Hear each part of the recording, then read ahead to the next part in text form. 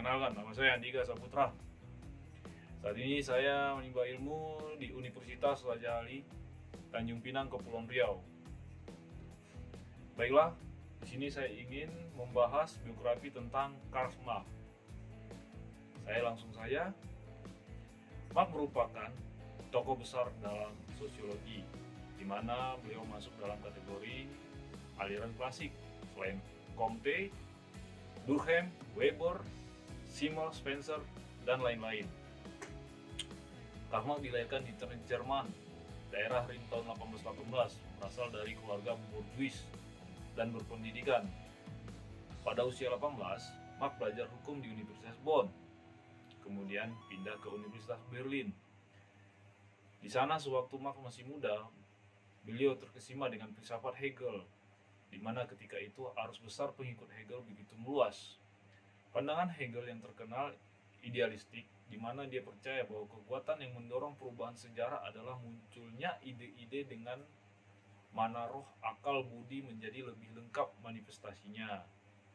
Tetapi sebagian penganut Hegel, Marx adalah penganut yang kritis, yang mengembangkan posisi teoritis dan filosofinya, tetapi Marx tetap sepakat dengan bentuk analisa dialektiknya Hegel.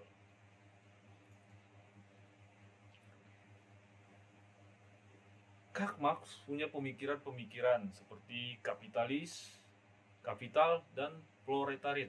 Marx menemukan inti masyarakat kapitalis di dalam komoditas. Suatu masyarakat didominasi oleh objek-objek yang nilai utamanya adalah pertukaran yang memproduksi kategori-kategori masyarakat tertentu. Dua tipe utama yang menjadi perhatian Marx adalah proletariat dan kapitalis. Proletariat adalah para pekerja yang menjual kerja mereka dan tidak memiliki alat-alat produksi sendiri. Mereka tidak memiliki sarana-sarana sendiri dan pabrik-pabrik sendiri. Tetapi Marx percaya bahwa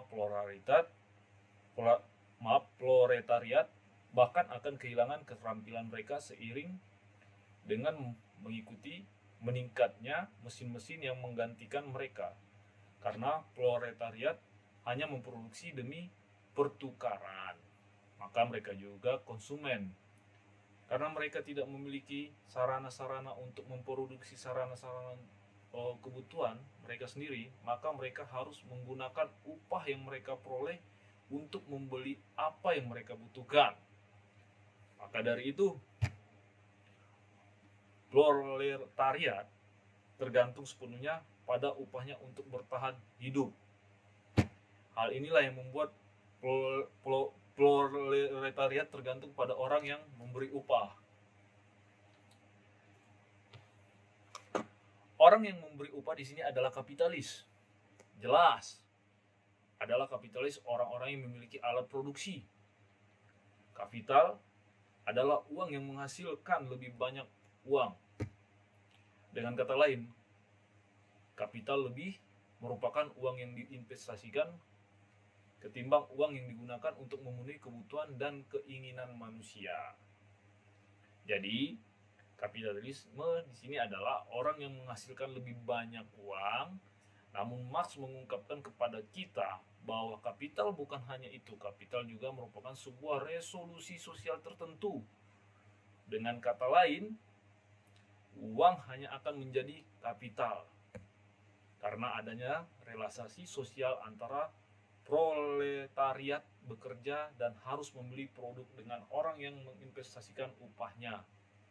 Kapitalis kapital untuk memperoleh keuntungan terlihat sebagian kekuatan yang dibantu oleh alam, suatu kekuatan produktif imanen di dalam kapital.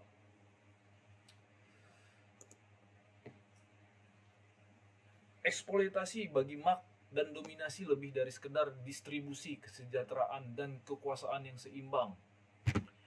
Eksploitasi merupakan suatu bagian penting dari ekonomi kapitalis. Tentu saja masyarakat memiliki sejarah eksploitasi.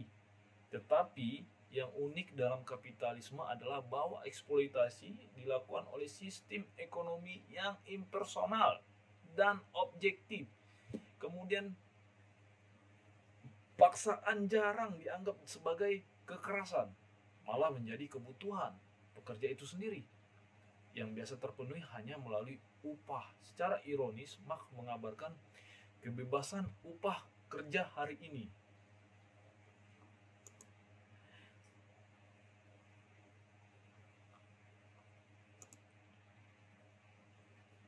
Baik, kita sedikit beralih ke agama ya.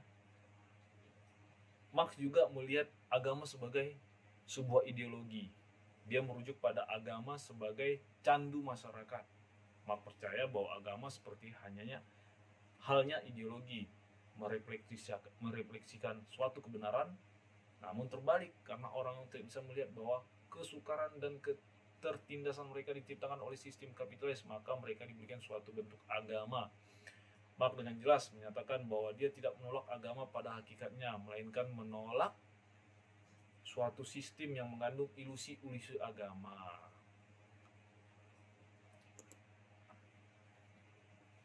Jadi di sini kita lihat istilah sosialisme selalu identik dengan sosok Karl Marx, padahal pemikiran beliau tentang sosialisme terlampau jauh berkembang sejak abad ke-5 sebelum Marx mulai memikirkan revolusi proletariat. Pemikiran Marx sendiri tentang sosialisme sebenarnya sudah termaktub dalam beberapa karya dan budaya Yunani kuno, meskipun terbatas pada objek dan sosialisme itu sendiri.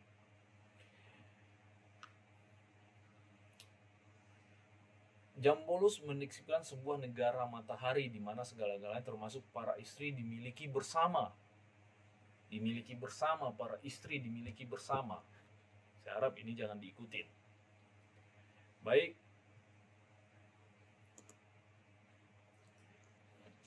Inti seluruh teori Marx ini adalah proposisi bahwa kelangsungan hidup manusia serta pemenuhan kebutuhan tergantung pada kegiatan produktif di mana secara aktif orang terlibat dalam mengubah lingkungan alamnya. Namun, kegiatan produktif itu mempunyai akibat yang paradoks dan ironis. Karena begitu individu mencurahkan tenaga kreatifnya itu dalam kegiatan produktif, maka produk-produk kegiatan ini memiliki sifat sebagai benda objektif yang terlepas dari manusia yang membuatnya. Baik, terima kasih. Itulah gambaran tentang sedikit biografi Karl Marx. Untuk saat ini sampai di sini dulu. Saya ucapkan terima kasih. Assalamualaikum.